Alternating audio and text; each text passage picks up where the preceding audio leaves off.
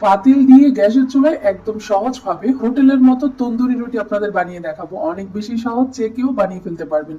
একবার শিখে গেলে আর হোটেল রেস্টুরেন্ট থেকে কিনে খেতে যাবেন না।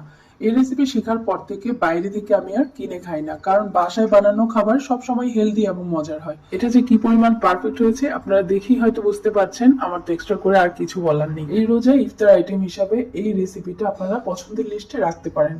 খুবই সহজ এবং অনেক বেশি মজার। প্রথমেই একটা বলের মধ্যে নরমাল তাপমাত্রার একটা ডিম দিয়ে দিলাম। এর মধ্যে 1 টেবিল চামচ চিনি দিয়েছি, 1 টেবিল চামচ গুঁড়া দুধ, 1/4 চা চামচ লবণ, আর দিয়েছি বেকিং পাউডার 1/4 চা চামচ।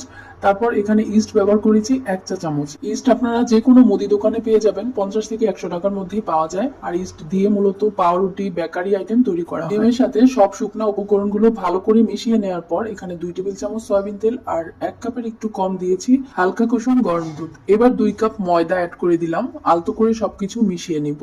খুব ভালোভাবে মেশাতে হবে।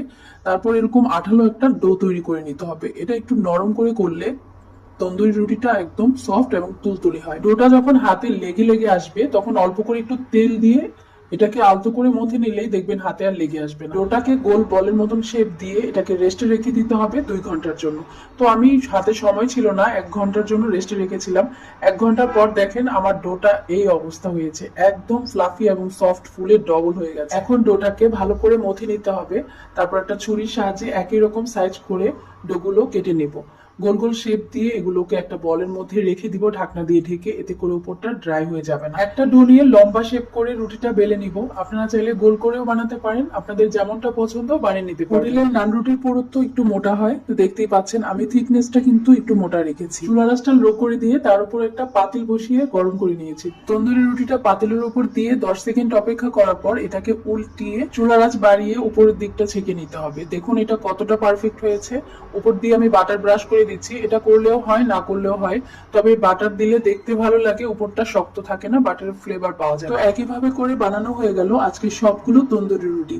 এটা চাইলে আপনারা যে কোনো মাংস, সবজি, তন্দুরি চিকেন সবকিছুর সাথে খাওয়া যায়। ঝটপট বানানো হয়ে গেল রেসিপিটা।